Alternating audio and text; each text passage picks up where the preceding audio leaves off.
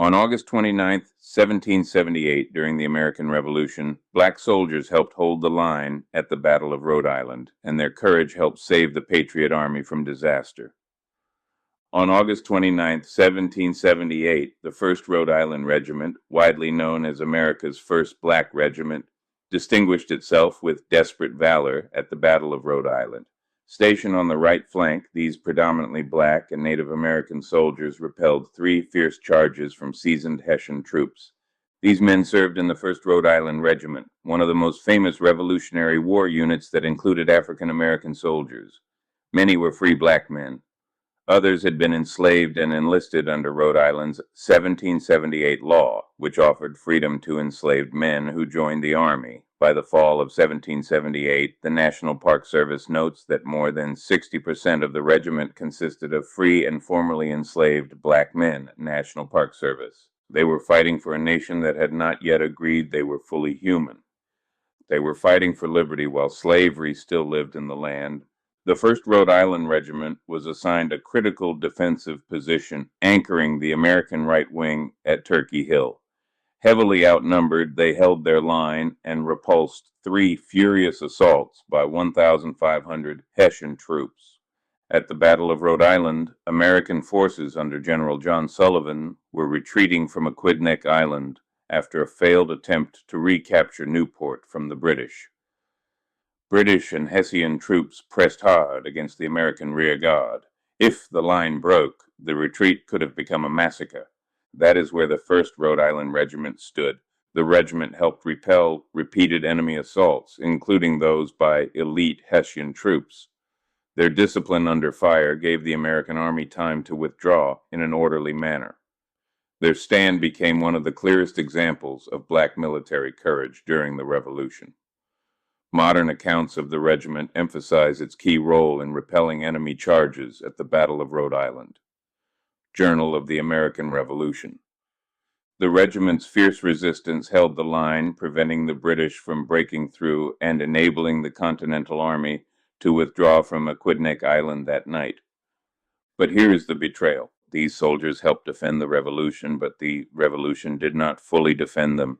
They fought for independence, but many black people remained enslaved after independence. They fought under the language of liberty, but America wrote its founding story around white patriots while black patriots were pushed into the margins.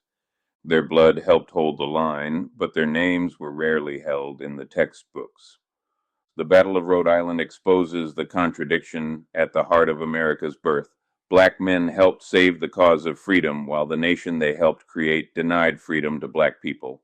Yet their service cannot be erased. They were soldiers. They were patriots. They were freedom seekers. They were proof that black courage stood at the dawn of America's military history.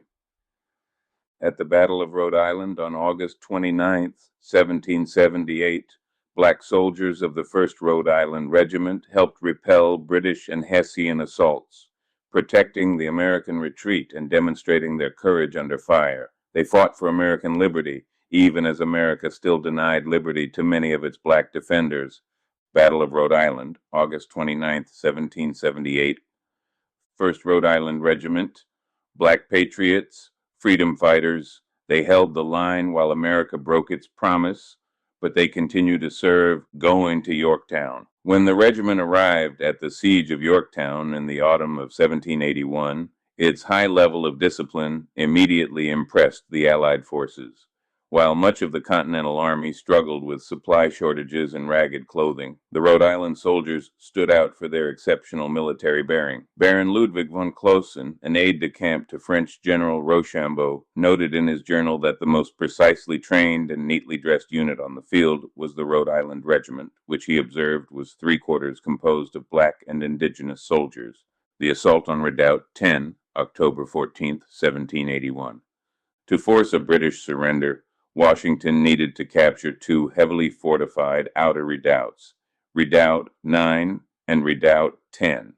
The assault on Redoubt 10 was assigned to an elite American light infantry column under Lieutenant Colonel Alexander Hamilton. The strategy. The attack was carried out under the cover of darkness. To ensure total surprise, Washington ordered the soldiers to unload their muskets. They were to rely exclusively on the bayonet to seize the fortification, preventing any accidental gunfire from alerting the British. The breach. Elements of the Rhode Island Regiment were at the vanguard of the column. Armed with axes, sappers chopped through the abatis, a defensive obstacle of sharpened tree branches, as the infantry charged directly over the earthen walls. The combat, hand-to-hand combat inside the redoubt, was fierce but brief. The American column, heavily relying on the disciplined coordination of the 1st Rhode Island soldiers, overwhelmed the British defenders in less than 10 minutes, securing a vital position that allowed American artillery to fire directly into Lord Cornwallis's main lines. The victory at Yorktown effectively broke British military strategy in North America, but the war was not yet officially over. Saratoga garrison duty. After the surrender ceremony, the 1st Rhode Island Regiment marched north to Newburgh, New York, and was eventually stationed at Fort Oswego and Saratoga. They spent the final 2 years of the war guarding the northern frontier against potential British incursions from Canada. The final parade. On December 25th, 1783, after the signing of the Treaty of Paris, the regiment was officially disbanded at Saratoga. Having served in every major year of the conflict, it was among the very few Continental Army units to endure the entire Revolutionary War. While white officers and soldiers received land bounties and back pay, black veterans faced severe systemic neglect. The Continental Congress defaulted on many financial promises, leaving many former slaves unable to secure the back pay they had earned. To prevent these decorated veterans from falling into absolute poverty, the Rhode Island General Assembly was forced to pass a dedicated act in 1785 that required local townships to provide financial maintenance and care for any disabled or destitute Black and Native American veterans of the regiment. If the black soldiers of the 1st Rhode Island Regiment had not held their ground, the Continental Army might have suffered a crushing defeat in Rhode Island. That defeat could have weakened the Revolution at a critical moment, possibly altering the future of the United States. The deeper truth is this: black men who were not fully free helped win freedom for a nation that still refused to recognize theirs fully. Then America betrayed them and tried to write them out of the victory. That is the contradiction America has never fully